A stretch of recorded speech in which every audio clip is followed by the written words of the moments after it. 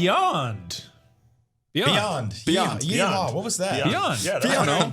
I try to spice it up. You guys just shout at each other. Hey, everybody. Welcome to Podcast Beyond, episode 471. I'm Max Scoville. I'm joined by Brian Altano.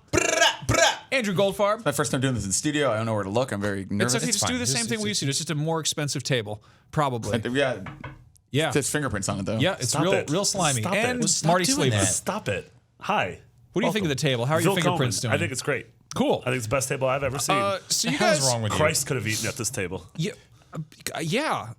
What are we gonna talk about this week? Yes, you guys went to PSX in Anaheim. You were there all weekend. You got to see a lot of cool stuff. I was on the live pre and post show with Alana talking about all the stuff that they revealed in the Sony keynote. Let's get started with something that really is probably the longest awaited thing here. You reviewed The Last Guardian. Oh, yeah. I did. The Last Guardian is out. It's in your hands by now if you want to play it. I did review it. You can check out my review on the site. I gave it a 7.0, which translates to good. Does it feel sort of like a huge weight is lifted off of the entire video game industry right now? Between that and Final Fantasy? Yeah. Yeah. It's really kind of nice that back to back we have those two games that people have been thinking about for cumulatively like 17 years. Yeah. And they're out now and they're reviewed and people like them. It's kind of a good feeling. Yeah, so I mean, we won't go into spoilers. I think we're going to record an actual one-off spoiler cast where we just take the gloves off and actually talk about the story and the ending and what we like and didn't like. But I think the game is oftentimes gorgeous and stunning and has moments that I'm absolutely never going to forget. I think when Trico works as an AI, it's the most playful, lifelike AI maybe I've ever seen in a game in terms of like an animal. It does really feel like having a pet. But I sort of said when it works because a lot of times the game's ambition I feel like is a little too steep, and I feel like visually the game feels like a 2016 game, but mechanically and camera-wise, a lot of times it does feel like a game that was in development for the last better part of a decade. Yeah, I'll totally concur with all that. Yeah. I just finished it yesterday, and I read your review. I think it's completely spot on, and it's a tough one to write, right? Yeah. Like it's actually in terms of video games I've played that I've felt this sort of bipolar on. I can't remember one that I've had equally so many wonderful, incredible moments, coupled with so many moments of frustration. I found myself probably in awe and like kind of giggling at how great the bond between the two main characters are, as often as I find myself cursing at my television and frustrated at the camera, the controls. Like there's a lot of things, and it really sucks because this is it. The game's done. A lot of people were tweeting at me being like, "Think they'll patch it?" I'm like, no, I doubt it. Like maybe There's a day one patch, but I don't see like a now, month from now. I played it on my PS4 Pro, which is apparently the best place to play it. Yeah. But you have to go into the settings and set it to 1080p mode to keep it pretty much locked at 30 frames per second, which is the best you're going to get. If you're playing on a regular base PS4, which I imagine most of you will, you're actually going to get a lot of times in that game where it drops down into single digit. Yeah, and it's especially in the first quarter of the game. Yeah. There were times where like noticeable frame rate dips, but then which is weird because the back half of the game I think is the set pieces are bigger and the settings I think look better than the start of the game, and the frame rate was fine there. I was going to ask you about that because it almost felt like it was something that my mind was making up, but I felt like halfway through that game, like it was like I put a new graphics card in my PC. Yeah.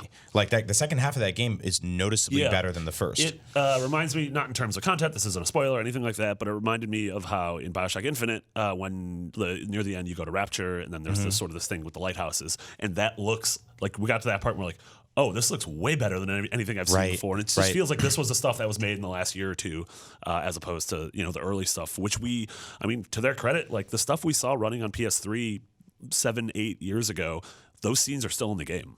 Which is crazy. Yeah. Also, I mean, it's worth noting that they probably had to pretty much rebuild it from the ground up to get it on PS4. Yeah. Like, it's easy to look at it and be like, oh, this is a last-gen game. Why isn't it running perfectly and flawlessly on current generation? Because it's like, drastically different architecture. Like, they were probably bashing their heads against the, the cell processor stuff from PS3.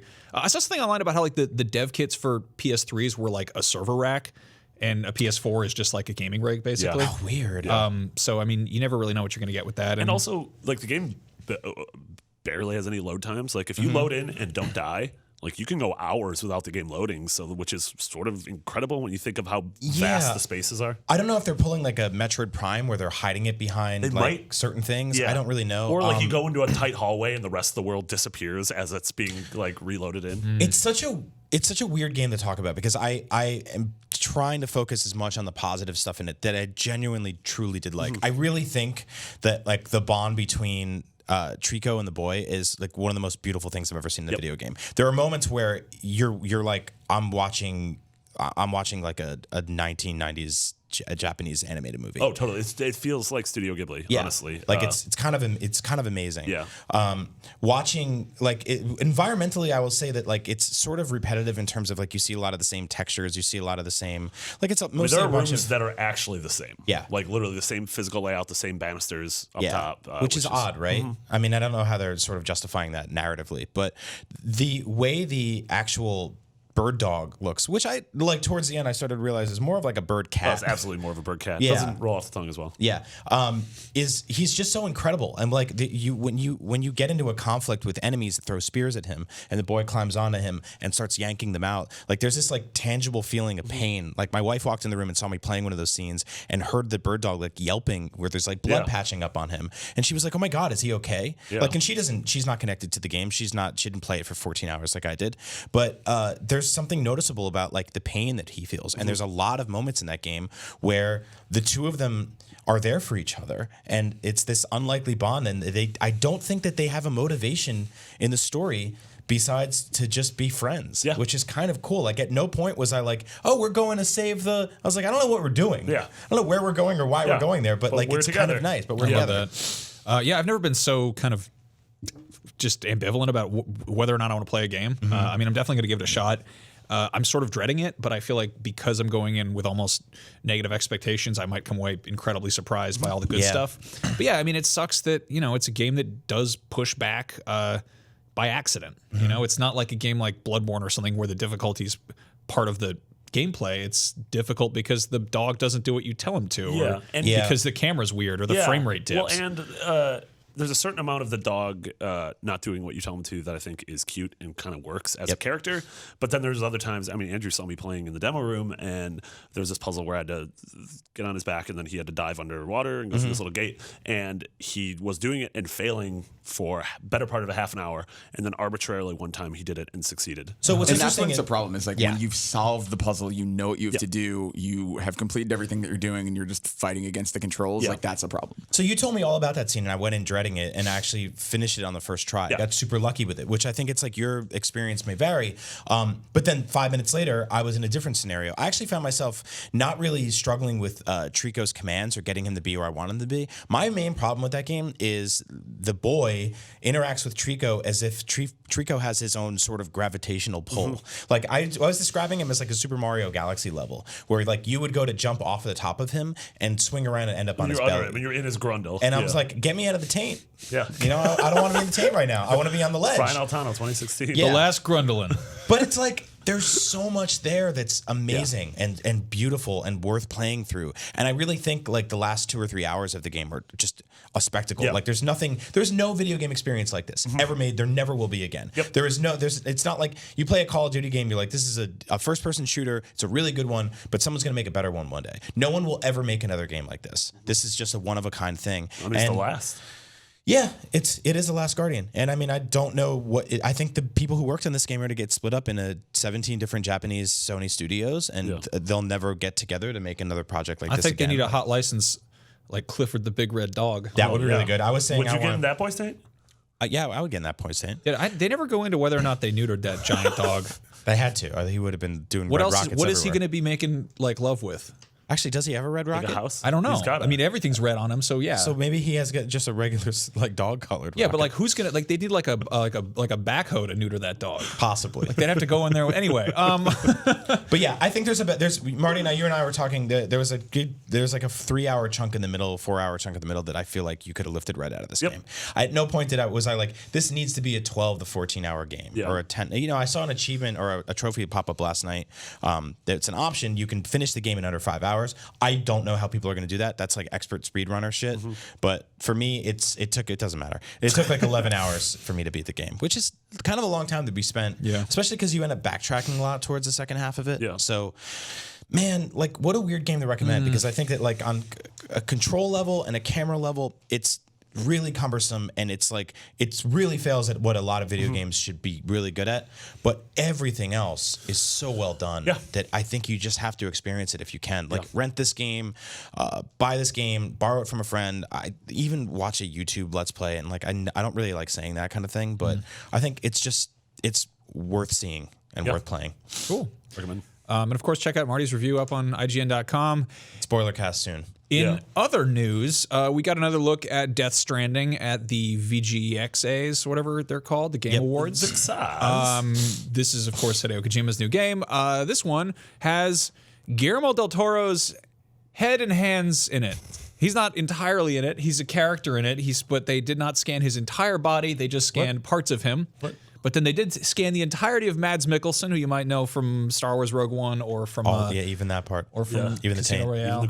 I don't know if they scanned if Guillermo del Toro's bungus or anything. I don't know if they went down in there. It was head, hands, and bungus. We know this is running on the Decima engine, which is the same thing that Horizon Zero Dawn uses. Apparently, Guerrilla Games basically just gave Kojima the source code before they'd even have any meetings, and was just kind of like, literally take they it. presented him with a wooden box, and inside was a USB stick that had their source code, and that was their do with it what you want. That's awesome. Yeah. And of course, the trailer itself is the level of complete nonsense you would expect from a Kojima game. Del Toro is going through a big, stinky, crab-filled kind of gulch, and he goes outside of a tunnel, and there's weird baby dolls floating around, and there's tanks going around covered in viscera and squid parts, and there's an upside-down rainbow and World War II planes with umbilical cords on them, and then inside the tunnel, the baby floats on down. You get some cool synthesized music, and there is Mads Mikkelsen with some tactical gear on, and he's got a bunch of World War II paratroopers who are skeletons attached to cords. Yeah, and he's bleeding from oil from his eyes. It's so early that I wonder if has this game even actually started? Are they now looking at these two trailers like, oh god, we have to fit these into a game somehow? What's happening? I think here? they're like, let's make some short films. Yeah, and I don't know if there's a gameplay yet. I can't I love these trailers as tone pieces and stuff, and the cast is obviously great with just those two guys alone. But man, is this a 2020 game? What is this game? They just picked this engine, so now they're gonna start production on this. It just seems so insane. Because I could take a bunch of scenes from Metal Gear Solid 5 and cut them together to make this amazing tone piece, but that's a fraction of the joy I felt playing it. Yeah. Playing it was the systems mechanically in that game is one of the most impressive games I've ever played. Yeah. So I just want to know where this is going. That's the thing with Kojima is everyone's like, he should make movies, but I'm like, but also his games are mechanically incredible. Totally. It's not once he starts working on them. Yeah, it's not like his games are QTEs. Yeah. But yeah, I think it's safe to assume, given Horizon's engine, that this is going to be open world of some sorts. I don't think this is going to be linear corridors. They've said that pretty much. It's open world. It's openish. Yeah, it's going to be action based. I think Kojima said something like this is based on his. You interviewed the guy. I did interview the guy. What did he say? What's this game about? He was mostly talking about the engine. We really just wanted to focus on that. And then I did ask. I was like, hey, are there going to be any other obviously you have two AAA. Really well-known actors in this. Do you think going forward you're going to be casting other well-known people? And he sort of skirted the question, but he said there will be a female protagonist in the game as well. Get out. Yeah. Okay. A girl. Beth Mickelson. Nora Reedus. Cool trailer. The first one was cool. I really wish he would not talk about this game for 2 years. It's one of those rare cases where I'm just I don't want to see more, or at least when I do see more, I want it to be a game, because at this point, nothing we've seen has been created as part of the production of this game. I'm totally with you, and I've said just as much on this show. That being said, I feel like this was a good sort of footnote to his achievement award that he received at the Video Game Awards, which was basically a make good for the fact that Konami robbed him of his own accolades a year before. So I think it was I don't want to see anything for a while. If he shows up to every award show or every event for the next 3 months and he's just guess who it is? That's what he was at E3 when they announced this. He was at TGS, now he's at PSX, and so I guess he hasn't missed a show yet. That's what I mean. Do we need to see him at PAX East showing off more? It just let it go.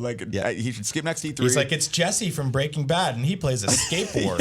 Stop it. A year from now, I would love to check in and see where this game is, but I almost feel like at this point you're creating weird expectations about what this game is. It might look nothing like this. So that's what I want to touch on, is that what's really exciting about this is We have no idea what this game is about.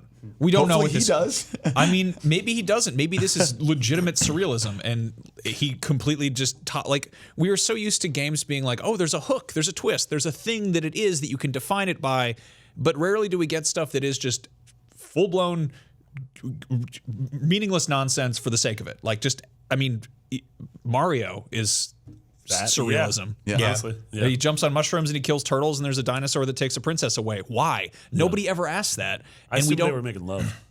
Maybe. I mean, sure, but like, why does Del Toro like crabs? We in the Nintendo Switch trailer we saw like a 4-second clip of what the new Mario game looks like running, and I'm like, okay, I understand how I'm going to play that game. It's a 3D Mario game. I don't know if it's open world like Mario 64 or if it's like level based like 3D World. With this one, I'm still just like, well, I know you made these character models, so I doubt it's a first person shooter. It's not a shmup. It's not a 2D beat 'em up. Maybe it is. Who knows? I mean, it's not like the days when we would see like a Killzone trailer that looked incredible because Blur made it, and then the game looks nothing like that. Right. Like we know, Metal Gear 5 is probably the best indicator of what this game will probably be like. It'll come out on the PS5 in 2096, so it's probably going to look better than that. But I do think that like we have some expectation that it'll have whatever they're doing with it, it'll probably look at least as good as Horizon. Okay, so, but I'm talking about just like subject matter. Like this is so completely just off the beaten path in terms of what we're used to. Like with Metal Gear, that was we had Zone of the Enders, there was Snatcher, there was Police Knots, but as far as like stuff that Kojima's been doing for the last 20 years that we were trying to track what happens next, we've always had some kind of an idea of where things are going or where things are set. Yeah, with Metal Gear, he's been coloring within the lines. He's been drawing whatever he wants inside them. But you kind of know this is the franchise, right? This is what this is. Sure. It's going to be like a stealth action game. Open world was added to 5, which was really cool. With this one, I like those crabs could be your wives, and Matt Mikkelsen could be like your health bar. I don't know. He doesn't have rules anymore. Yeah, right. He can do whatever he wants. Yeah, it's kind of awesome. But I mean, the theories that people already have are nuts. There's thoughts that there is either time travel, this is purgatory, and everyone's just kind of stuck in limbo here. Kojima himself has talked about umbilical cords. Apparently, I think it's a Kobo Abe play, I believe that's his name, a Japanese playwright who also wrote a play that involves a guy hiding in a box, which was the inspiration for Metal Gear. But he has some play where he talks about how the first thing that man invented was a stick, because that keeps things away from you. Yeah. But then the second thing they invented was a rope, and that brings things closer. And so he's like talking about umbilical cord, and it's like, okay, that's some game about ropes. That is some high concept, but also very simple stuff. People think it's the last baby on Earth. Humans are sapping Earth's resources, and all the crabs and whales are dead. I think maybe it's about trying to wed the ocean life, but I might be wrong about that. But that's my theory. I really like the idea that Mads Mikkelsen's your health. Yeah. Also, the more he bleeds, the more you're bleeding. I think when I said PS5 is gonna be out in 2096, that'd be like a 76-year run for that system. No, you never know. I mean, the consoles are actually getting a little longer each time. So yeah, the next firmware update is really just going to be hardware releases. They're just going to be like, great news, the PS 4.5.12179A has been released in North America. Change your PSN. Yeah, exactly. I like the Last Baby on Earth, like Children of Men type of situation there. That could be interesting. I think what's going to really what's going to make or break this game is how well it leans into absurdity, and if it just is complete nonsense. Like, I mean, did you guys play Evil Within? Mm-hmm. Like, that game was complete nonsense by the second half. And they were just like the characters at the end were like, oh, what do we think of that? And I was like, nothing. Like, it's garbage. It's nonsense. And I was actually kind of pissed off at it because I was like, okay, there were some genuinely creepy moments here. It's a survival horror game. But, like, Resident Evil ends and you're kind of like, well, they got out of the mansion and they stopped Wesker and the virus. Evil Within ended and I was like, I don't know what we just did, but I hope that everyone's okay. So I hope that this is like, I hope he can go nuts now that the gloves are off and he doesn't have anybody holding him back and Konami's not there, physically stopping him from entering the room like they in that Jeff Keighley Glixel piece, which you should all read. But I hope that there's this is somewhat grounded in something that isn't just pure abstract art. Mm-hmm. Yeah. Or not. Maybe that'll be fun. What do I know? I'm very curious what the hell it is, and I'm excited to hear more. I don't care. I'll spin fan theories and just go through a trailer like frame by frame. Like, that's one of those things where it's part of the game for me is just tracking it ahead of time. Did you see the thing where somebody stacked both trailers on top of each other? It's so weird. Yeah. So we tried that 100 times this weekend. Like, the one people are doing it with is like a cut version. Like, and we put a video up where it's synced. Like I felt like an insane person because using the official versions of both trailers, it didn't quite sync perfectly unless you delay one of them. But it's still really cool. Well, I put Johnny Cash's "Hurt" to the Nintendo Switch trailer, and that synced up perfectly. Yeah. That doesn't always Dark mean Side of the anything. Moon goes perfect with Wizard of Oz if you're stoned. Yeah. Like that's sometimes the only rules that need to be applied. If I swear to God, man, it works perfect. If it was intentional, if it is real, that's really cool though. Yeah. Because it does, like, when you sync them up right, it does look awesome seeing the baby just like flip over to the other side. Yeah, love watching babies disappear. Anyway, PSX was a thing, and there was some big announcements. We got Uncharted: The Lost Legacy. This is the standalone installment, which I believe is both digital and retail. It was Were you guys playing the guessing game of like what franchise is this while that was happening? We went the full gamut. We were like, it's Tomb Raider. No, Assassin's Creed. Oh, Prince of Persia. Oh, Infamous. The weird thing was we had heard the night before The Last of Us 2 was going to get announced, so I was watching this entire trailer expecting it to be The Last of Us 2. And I was like, how does she have a cell phone? Like, did they rebuild society? Like, once they started showing things like being bombed out and blown up, I was like, this looks almost like too modern for Uncharted, but too crappy for Uncharted, but too good for The Last of Us. But I think once we were actually guessing Shadow of the Tomb Raider. That was my guess. That was ours too. We went seriously, I think, through probably half a dozen at least games, just trying to get Alpha Chicken. Chloe Yeah. and Nadine. Well, it's weird too because like Chloe, even seeing Chloe's face, like we haven't seen Chloe since Uncharted 3. So it's like, oh crap, yeah. It's funny with Shadow of the Tomb Raider too because I feel like if that name hadn't leaked, that never would have been a guess because that game's probably barely started. I would imagine. I think in terms of all the stories they could have told from the Uncharted universe, this is one of the most interesting ones.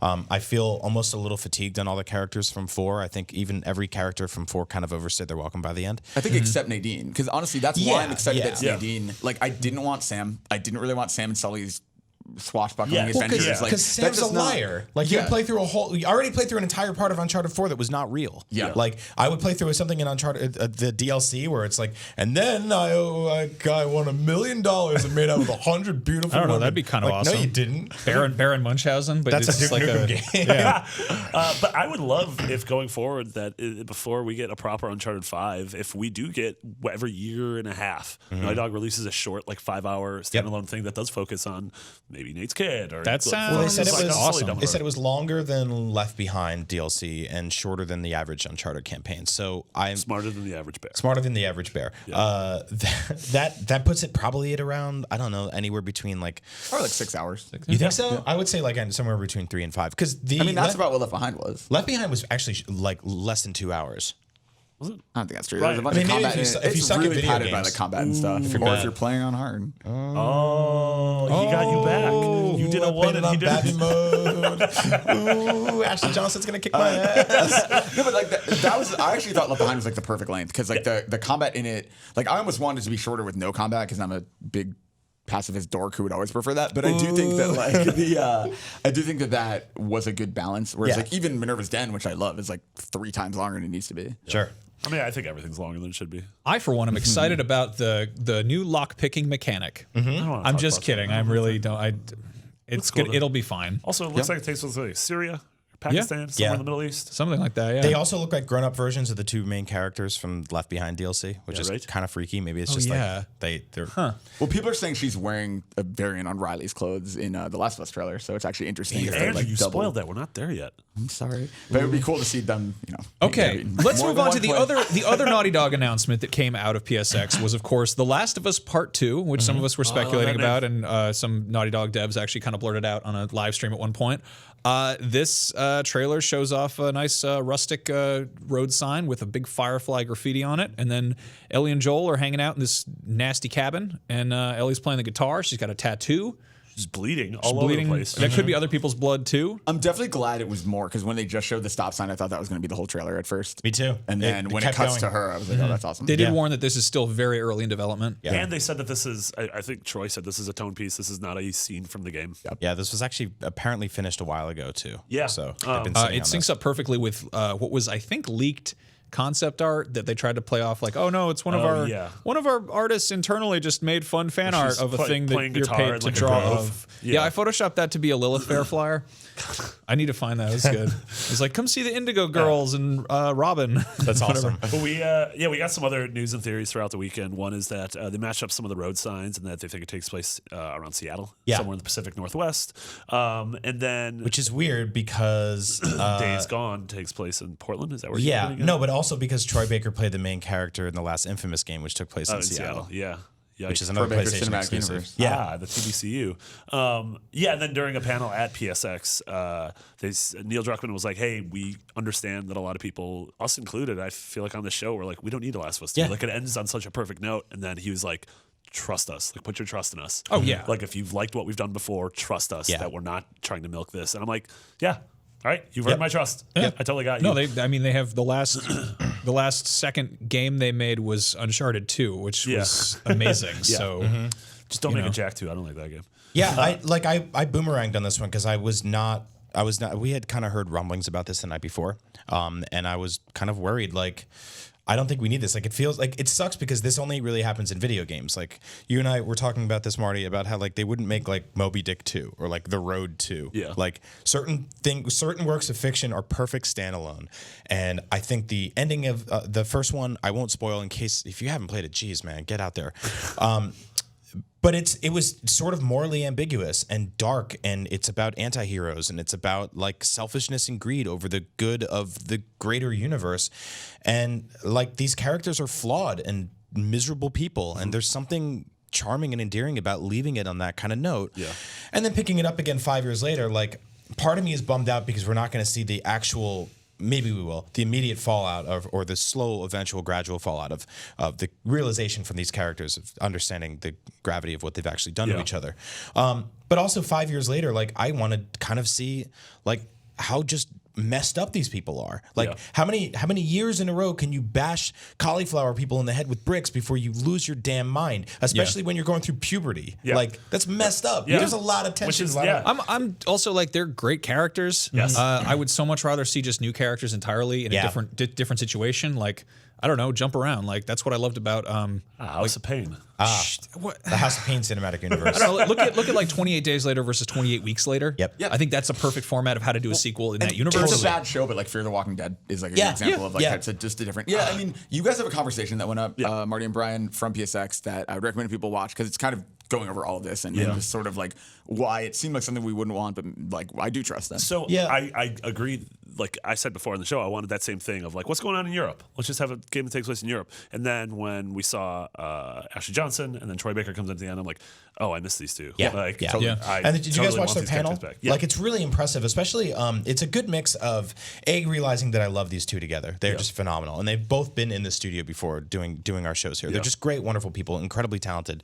Two, the tech behind this game is incredible. Have you seen the mocap stuff they're doing? Yeah. Like just in terms of like they're tracking just like your dimple quivering is now part of the game. I don't know what that's going to add to the gameplay. I kind of want to see where that goes, especially because Bruce Straley is not involved in this anymore. He was the gameplay director of the last game. Yeah, he's on sabbatical. Yeah. So it really is like Naughty Dog has managed to get every millimeter out of that hardware that they can. Like like every game looks better and better. And like the fact that like Uncharted 3 and Uncharted 1 came out in the same system is insane. So like seeing what they can do on a PS4 from the ground up version of this is so exciting. Yeah. Well, and I feel like between them and Kojima, it's a race to see who can get to the bungus first. That's true. Fully realized mocap bungus. I'm going to make a pretty safe call right now that neither of the main characters in The Last of Us 2 will survive to the end. Or at least one will die. There's a theory that Joel's dead. And this is her dealing with that. Yeah. If that's a spoiler, congratulations. This isn't a game yet, so we're just speculating. And then the thing you mentioned that I yelled at you about, the costume, what she's wearing. Oh, yeah. People are saying, like, at least in this, she's wearing something really similar to what Riley wears in Last of Us stuff. It's like the same jean shirt and might even be hers, which is like really messed up. That's the other thing. I mean, she's dealing with the loss of the universe and loss of the first person she's ever been in love with, and you don't her wear family. Your ex's clothes? God no.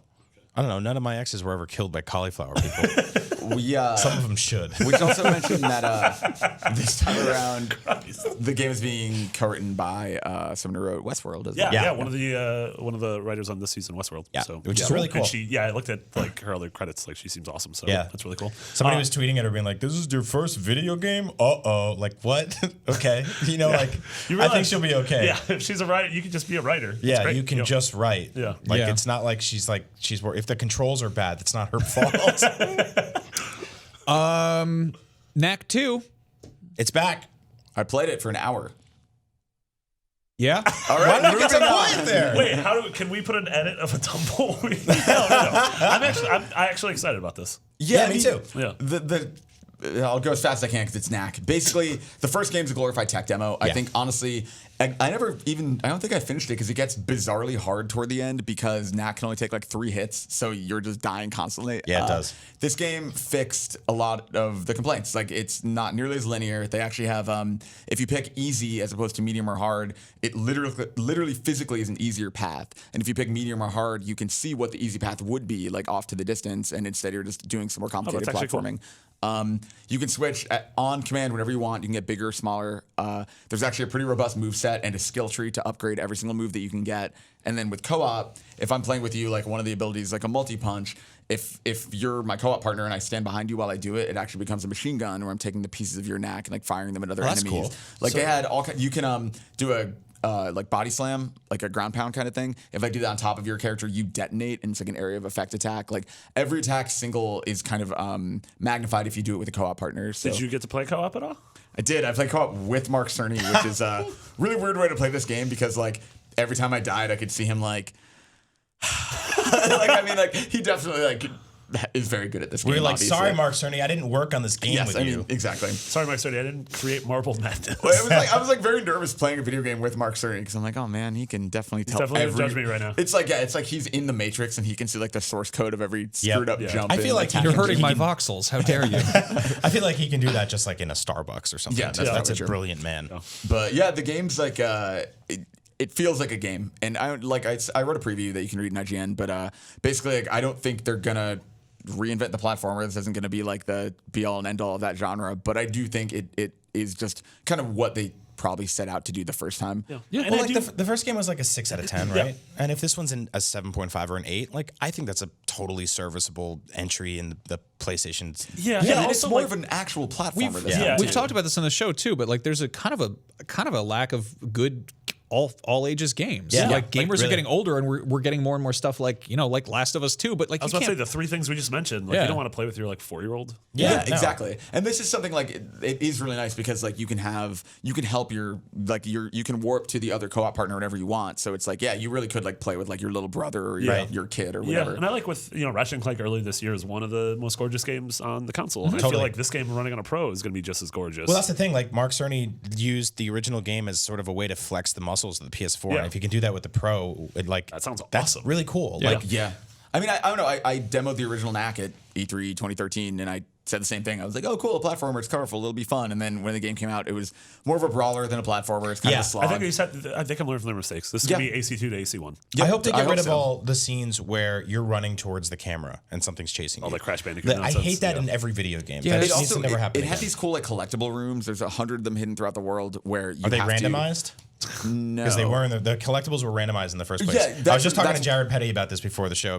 He wrote the guide and he hates that game because. Well, and that's what I'm saying. Like literally every piece of feedback I've ever heard from anyone about this game, they seem to have tried to address. Right. So basically, they know people hated how linear it was. So now there's like that kind of option to do the linear path if you're playing on easy, but there is a more challenging route. And like for collectibles, there are now these 100 hidden rooms, and you can only find them as small Knack, and they're like actually pretty tough to spot. And you switch to small. There's like a little platforming area. You get to one, and you open a box, and inside the box you have like a collectible that you can then use to like you have to collect 3 pieces to build a certain kind of gun or a certain kind of bomb or whatever it is. And like they're just smart about it. It's also like you can see what your friends picked up if they've accessed the same room. So it'll show you like, oh, Marty took the bomb, and so I can be like, hey Marty, did you like the bomb or should I go with this other thing? That's cool. I'm also talking about guns and bombs as though those are weapons and Knack. This is they're not. Knack 2, Knack Jordan's ISIS. I think it's pretty amazing that this was like a running joke amongst PlayStation fans since launch, and we sort of willed this into existence by repeating it so many times that now it's here. It's like Candyman. Yeah. No, I think like we make fun of it, but I think this will be a fine game. Yep. I think that I hope so. I Order really do. 1886 will be cool too. I mean, they might not be totally groundbreaking, but like remember the first Uncharted compared to Uncharted 2? Yeah. Seriously. That game was the first one. The first one was fine, but it was also wasn't a like hot beat, though. yeah. Yeah. Anyway, we're also getting Parappa the Rapper's 20th anniversary. I got to see this game running in HD because the demo was just put out. If you're curious, go check that out. It's on PSN. That game looks gorgeous, all modernized. It still plays kind of remedially. Yeah, it's kind of like an iOS game. Revisiting it, like obviously at the time that wasn't a thing, but like revisiting it is harder than I thought it would be. Like I only played a little bit, but I was less taken with it than I wanted to be. I mean, I think that was one of the first rhythm games to come to the West. Yeah, seriously. Yeah, it was. Like, definitely. And it sort of shows. Like, Sony did a great job, I thought, at the conference of paying homage to some of their forgotten classics. Yeah. We had Parappa, we had Wipeout, we had Loco Roco, we had Patapon, and then even like with the Crash remastered, it was sort of like, hey, you guys have stuck with us for the past 20 years. We're bringing back some of these things. Some of these things, like Crash, are complete remasters. Some of this is just sort of HD remakes. But I think with some of them, the age shows if they don't fix the gameplay. Like I think with Crash and Parappa and even Wipeout especially, like those three genres have grown so much in the last 2 decades and grown in positive ways. Like they've been refined. Rhythm genres have become more complicated. The platformers, they've learned how to move in a 3D space. Whereas going back to those mechanics is a little bit like, ooh. Like, and it's tough when you do a remaster, right? Because you're like, how much do you really want to mess with this? Like you could go in and fine tune it, and you can tweak it, and you can change all these things. You can add additional levels, and you can basically like George Lucas the hell out of it, or you can just leave it as is and then preserve it for posterity for all of time. But I think like there's a tough balance there, right? Because I know that like a lot of these games, I like the idea of them existing. I like the idea of younger generations finding them. I like the idea of being able to turn on my PS4 and being like, some of my favorite PlayStation 1 classics are here. Will I actually play them for a long time? That's a different story. I will say they were running on these like 70-inch Sony 4K TVs. Oh, they were gorgeous. They're some of the most beautiful things I've ever seen on a PS4. It's like stunning to see like Parappa the Rapper in 4K on a PS4 Pro. You're like, all of this power is being put behind this little puppet show. Yeah, same thing with Loco Roco and Patapon, which I think those two are going to end up holding up better just because, I mean, obviously they're newer than the other ones. And those genres haven't really been pushed that far. Those games are still sort of singular in terms of what they do. They only had Parappa and Loco Roco at PSX. I didn't see Patapon it. Oh, no, Patapon was just at the show. Loco Roco is kind of like a 2D Katamari, isn't it? A little bit, yeah. Same devs. Yeah, it's a little more platforming. No, okay, yeah. Okay. I just remember that was one of those ones. I think it was. I think it was after I had a PSP, but like some guy at my art school had it, and it was like that had come out in the interim, and he was like playing it. I'm like, what happened?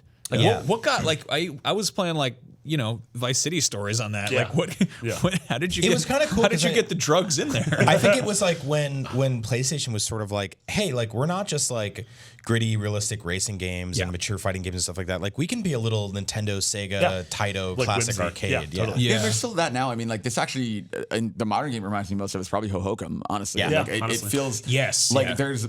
It's really cool that like the legacy they set out back then, like even on PSP, but also especially on PS1 with games like Parappa, like they're these weird games that kind of set the tone for what PlayStation is, and it isn't like necessarily just exactly. I mean, I think that continues into today. I think Parappa's. I really would love it if Parappa got some kind of a reboot, like bring it back, whatever. What was like a gritty 8 Mile kind of I thing. really want 8 Mile with Parappa, like just reenact that whole thing. You I was saying I wanted bang Sunny Funny in the foundry where you work making mufflers or whatever. I want it in the Bloodborne engine where he's just like a full adult man dog. Zach Ryan, who's one of our producers here at IGN that worked PSX with us, there was a Parappa the Rapper like costume guy walking the show floor who worked for Sony, and I got a picture with him, and so did Zach, and we were looking at our pictures afterwards, and Zach was like, "Did they make him like more of a dog?" And I was like, "What do you mean?" He's like, "I think he's becoming like less of a boy and more dog-like," and I'm like, "That's really odd." Like I think like they're leaning into this new character design of him. I think if he does come back, because they have this full costume now, so I know what a 3D rendered Parappa the Rapper looks like, sort of. But this is a weird conversation. But I think he's becoming more of a dog. It's like how they got rid of Fat Pikachu and Fat Sonic. Yeah, like, I want Fat Pikachu and Fat Sonic. I want Fat Parappa. I don't want boy Parappa. I don't want sexy Pikachu anymore. Like Big Pun or Fat Joe. Exactly. Yes, exactly like that. I just want Notorious retold with Parappa. He's like, God, yeah, no, I used to love this game. My whole thing with it was I remember seeing ads for it like right when the PlayStation first came out, and I'd be watching MTV, and I'm like, yeah, I'm kind of like trying to get more into music and stuff, and like video games they're still cool, but like suddenly there's all these like older kid, big kid, sixth grader nonsense to pay attention to, and they were showing ads on MTV for Parappa, and it was like that, and like I don't know Shenmue and God only knows what, but like I remember just seeing the ads and being like, I don't know what this game is.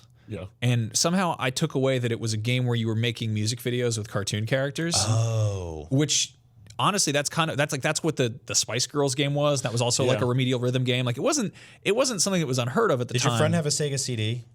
I don't think so. Because it was like half the games on Sega CD right, were like yeah. crisscross music video. Like I think I'd heard about that. Like I'd heard that there music were video simulator. Maybe I like asked somebody and they were like, "That's what Parappa's about," and I was like, "Oh, okay, fine." And my friend got it, and then at that point, like I didn't know the buttons. Like I didn't play enough. Like I was like I still looked at the keyboard to type. Like it was just one of those things I hadn't developed that much. But I remember trying to play it and just be like, kick, punch, and I'm like, I don't know how to play this game. I don't like it. So like now, even going back, I think I'd be better at it. But I still suck at any kind of rhythm related anything. It's so tough.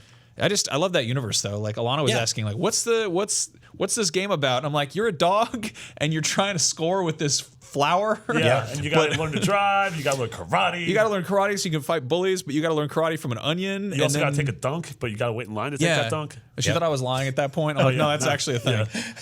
So yeah, Parappa the Rappa, wonderful lore in that universe. There's a note here, real quick. Edith Finch rules. Yeah. I want to do like a couple of really quick PSX things. Who's that? Your girlfriend? Yeah. Marty and I took a demo at PSX for what became of Edith. What remains of Edith Finch, which is Edith Finch. Giant Sparrow, who made the Unfinished Swan. One of my favorite game. sort of indie games that come to PlayStation in the last few years. It's a first-person game. You're in this family's house. It's sort of a spooky house. Think Gone Home. But the whole thing is, every time a member of the family dies, they rope off that room and sort of preserve it as is. And so you're going through like 4 or 5 generations and the family's cursed, and so people keep dying, and you're exploring their rooms, and then you get these short vignettes of how they died, and they're all surreal, and they're dipping into magical realism. It's got this sort of like haunted Winchester mansion feel to it. There's like secret passages. But so we actually, like, I want to talk about this real quick because do you remember what's the Ian Dallas. Ian Dallas, I'm sorry, forgot his name. Creator of this game and creator of Unfinished Swan. We very just awesome, just down to earth, very honest guy, and we just had a very funny conversation with him, sort of about like what inspired this game. And he talked about one of the big inspirations for it was Saturday Night Live. He was like, well, yeah, like when you watch Saturday Night Live, like there's like 12 different sketches, and they're all like 3 or 4 minutes long. And they don't really overstay their welcome, and they're a bunch of short stories, and they kind of culminate at the end with like a bunch of people hanging out, but they're really like all on their own, independent. And he's like, and those things don't work on their own. Like the It's Pat movie or the Ladies Man movie don't work, but as skits, they're fun. So we made an SNL reference, and then I was talking about, I was like, well, I noticed there's a lot of like revolving doors and hidden traps and places and tunnels like that in your house. Like, was Webster an inspiration for you? And he's like, actually, yeah, we were going with more of like a Webster and less of like an Anne Frank type of thing. And I was like, this is a great interview. Like, this is really fun. Yeah, I totally wasn't expecting it. But it's really cool. Like, you go into like you go into a room, right? And there's like 2 beds in there. And it's like twin boys used to live here. One of them died, and the other one kept call staying. those double dudes where I come from. Double dudes. And one of them died because he was just like, he went out in the swing set in the backyard and was like, I'm gonna do a full loop. And his brother's like, you can't. And he's like, well, just because you said I can, I'm going to try. And Marty locks in, sits down in the swing, first person, and he starts swinging, and you just see this kid going back and forth over this cliffside, and he flips finally over it, and it's like 3 minutes long of just like, my hands were sweaty, it was intense, and the thing flips over, and the boy flies out and dies, and that's the end of his story. And then you're like, okay. Wow. Bye, and then you crawl into the next room. I saw this in the trailer they showed, and the first thing I didn't recognize it. I've heard of this game, but I feel like it looked entirely different the last time I saw it. Yeah, it looks a lot better than when I played it. This looks like it's made for VR a little bit. They actually did some experiments with that, but VR is pretty tough when it comes to like full 360 movement in a house. I think that like The thing is with Like VR, I would have vomited if I played that swing set thing. Yeah, that's what I was thinking. Is yeah. I want virtual reality swing set because if I go to the park and actually get on there as an adult man, I look there's like an amber I look like a real Yeah. I wonder if they lunatic. could do like a abbreviated experience, like you maybe see just one of the rooms. Yeah, or four of the rooms. problem with VR is that a lot of people they don't. It's really tough to make it for everybody, right? Like if you make a version of a game that's like that has full 360 movement, somebody like me might be able to handle it because I play a lot of VR stuff. But somebody who's never played it before will get sick by it and then write the worst review ever. Yeah. So it's kind of tough. As is right now, like I'd like to see some of it in VR. I wish they did like a VR section. I'd like to see these guys do a dedicated VR game. But on its own, I'm really impressed with this so far. At the very least, I think that the vignette approach is really smart. Yeah. And I'm so happy to hear that someone's doing that and cares about that because they said they're still trying to figure out the ending, and I suggested, why don't you just have everybody come out on stage and they play the saxophone music and they hug like the end of SNL. Yeah, I don't think he's gonna do that. Then really quick, the other two things I liked were just ukulele, which obviously I talked about 1,000 times. We got to play it. It's big, colorful, it's fun. I can't wait. And then, just like you. Oh, thanks, man. You can. We found a cool thing in ukulele where there's arcade cabinets. Yeah.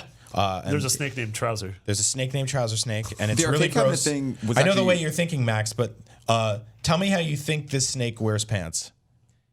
Is there one leg of the pant that he goes in? No, he No, uses it's both actually legs. not really a lowly worm situation. I was going to talk to you about this. This is one of the biggest scoops from PSX. His leg goes into one leg, or his body goes into one leg, and his tail comes back out the other. So underneath the pant legs, where like his legs would be, there's just like a loop. So he's like a weird pipe. He's like he's like a- wearing jorts. That's really, really strange. like the letter U, not like you wearing. Not it. you yeah, wearing jorts. I don't wear I've jorts. seen That's you wearing just jorts. sad, yeah. in old Man, pictures. that's very strange. yeah. Then what did you get to play?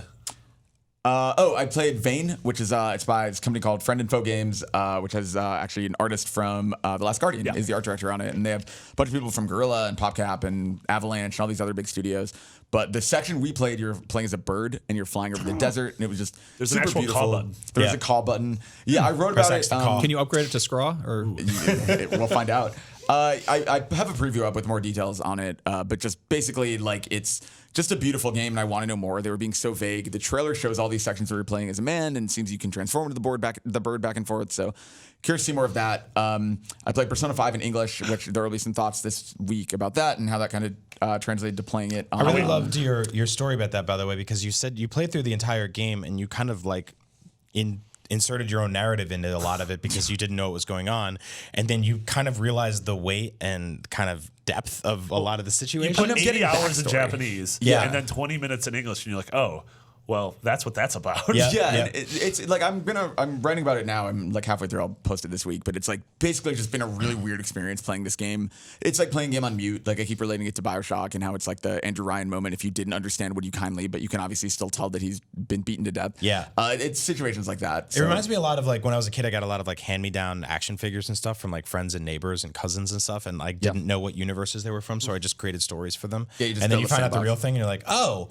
well, that's better than mine, or oh man, that's stupid. Mine was way better. But yeah, we'll just have check out Jan. We'll have a bunch of follow-up PSX stuff. I want to give a shout out to Rahul and Danny and Christian for giving me PSX cards. We actually got a full deck that Alana unboxed.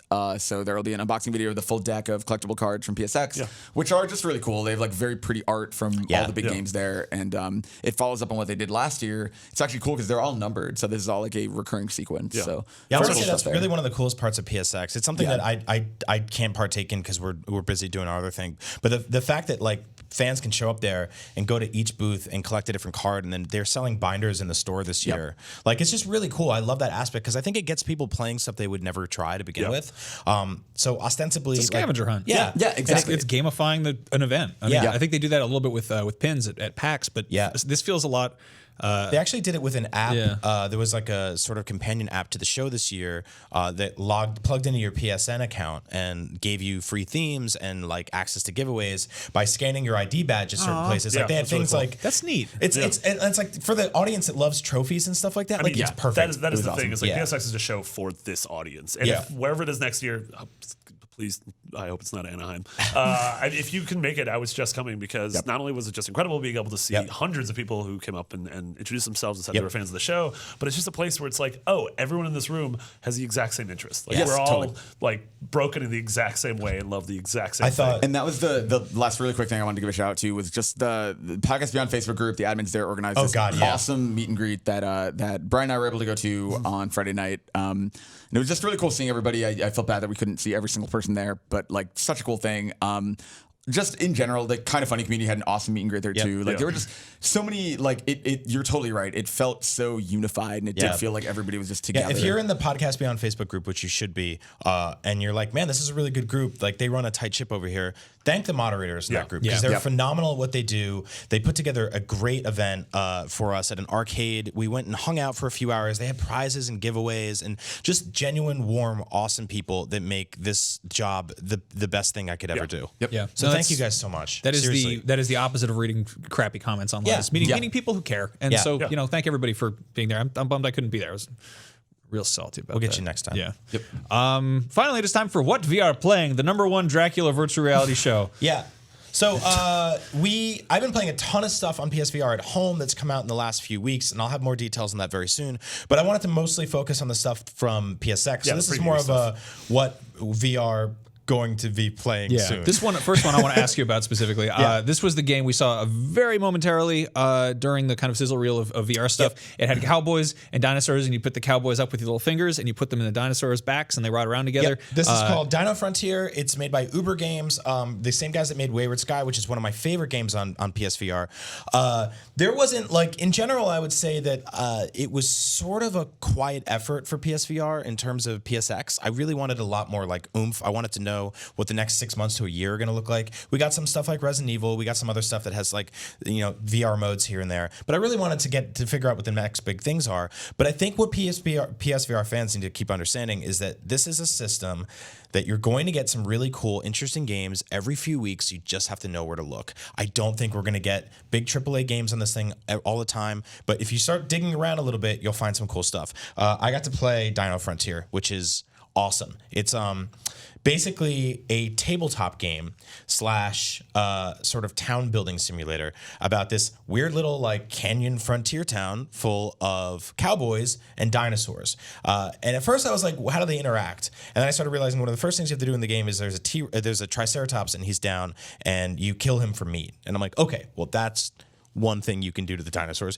You can also ride them and you can also fight them. Now, the cool thing about this is that you're using move controllers and you have these two big hands that can sort of like an iPad, like picture looking at a photo on an iPad. You can kind of shrink it, scale it, stretch it, rotate it, pinch to zoom. You can do that with this huge tabletop and it feels like there's all these little like toys running around on this table in front of you. Max, you're going to love this thing. This honestly sounds like my perfect game. And it's like so relaxed. It's so calm. It's not stressful. I talked to the devs about the game Tethered, which I also played recently, which I liked a lot, but a lot of that game relied on head tracking. This feels so much more tangible. And if you've ever seen Wayward Sky, you'll understand how well third person stuff like that works. So basically micromanaging, I had to build like a little like hardware store. And then I had to build a place where they like build weapons and create like merchants and a place to store like goods and foods and stuff like that.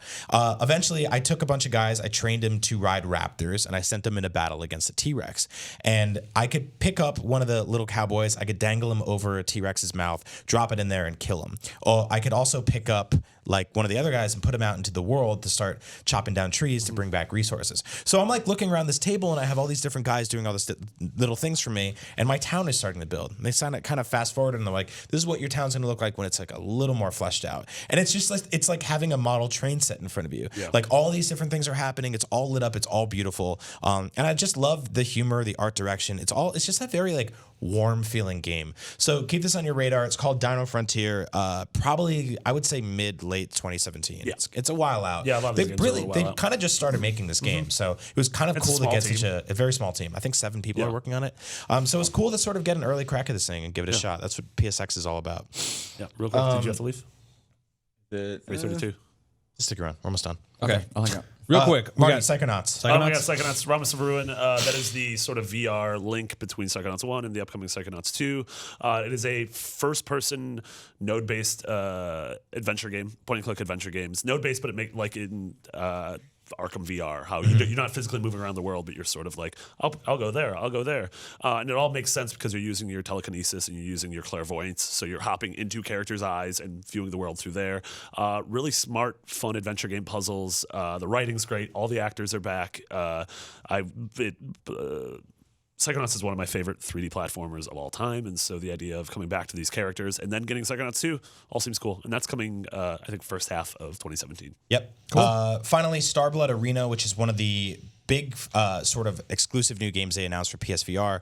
I was a little wary of it because I'm kind of like, I've played enough like sort of Eve/Riggs. It just looks like Riggs. It just looks like with another one of those with games, like right? DreamWorks Avatar pilots. Yeah. So then I tried it out, and I'm like, this is actually one of the most comfortable PSVR games I've played yet in terms of full 360 movement. Like, you look at the trailer for that thing and you're like, I'm gonna puke in my helmet. And I actually tried it out. They said that they spent a year working on head tracking for aiming in that game to make sure that like it's just incredibly comfortable. I jumped in and was just like speeding up, slowing down, full on deathmatch, like fighting a bunch of different enemies. They just kind of dropped me in a battle.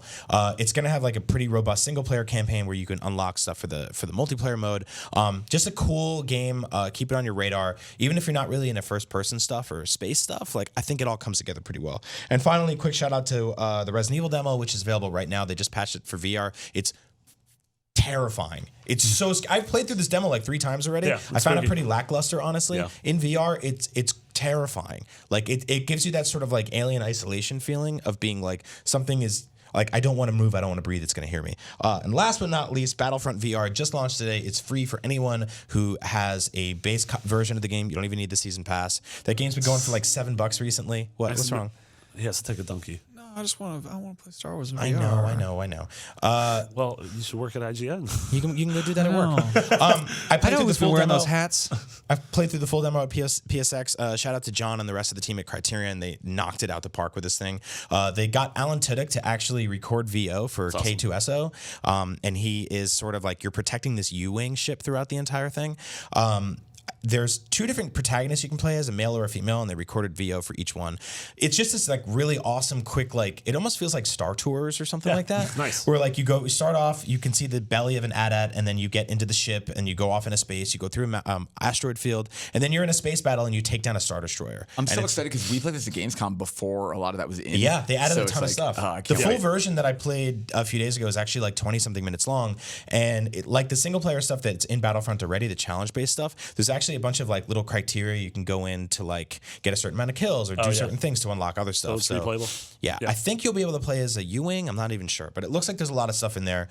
Last but not least, I clicked a button inside my X-wing that pulled up my like Luke Skywalker A New Hope targeting computer that was just like hovering in front of me. It's so damn cool. Like, yeah, this thing's exactly what I want from VR, right? So, and it's free. Go get it. Check it out. That is what you are going to That is what VR playing this week. I get it. What VR will be playing soon. Cool. Well, that is our show for you today. This week, again, head over to the Facebook group. That's facebook.com/groups/podcastbeyond, and check out our YouTube channel, which is youtube.com/IGNBeyond. Yeah, we also have, you and I are doing a Let's Play series called Welcome to Skyrim. It is very, very stupid. I've never played Skyrim. And you still haven't, because I've been hogging the controller because I'm a Skyrim expert. I'm going to take it back. I'm going to break your fingers. Don't do that. But if you do, I'll eat a whole bunch of apples and cheese wheels, and they'll heal up just fine. That's how Skyrim that's on the main IGN Yeah. thing. You can just find a playlist for that. The thumbnails are all stupid and have pictures of Harry Potter and horses on them and stuff. Yeah, the big 2. And then I also, Alana and I just started a series where we're playing through Mass Effect, because I also haven't played Mass Effect. Yeah, and I somehow like, you I don't work know how here. I got a job. Yeah. Yeah. You hoodwinked a bunch of people. I've never like, played Minecraft either. Maybe we could do one of those. Yeah, we can do that. Okay. Yeah, so you wait, ever played I've never played Mario. I love this is all that, like, you're basically getting paid for on the job training for stuff that you should have known before you got here. Yeah. Hoodwinker. Yeah, you can find us all on Twitter. I'm Max that. Scoville. Marty's McBiggity with 2 G's and 2 T's. Brian is Agent Bizzle. And Goldfarb, you are Garfep. And that is our show. Thank you for listening or watching or whatever, and have a good one. And don't forget to Brush your teeth. Sure. There we go. That's important. Brush your teeth. Beyond. Beyond. Grundles. Beyond.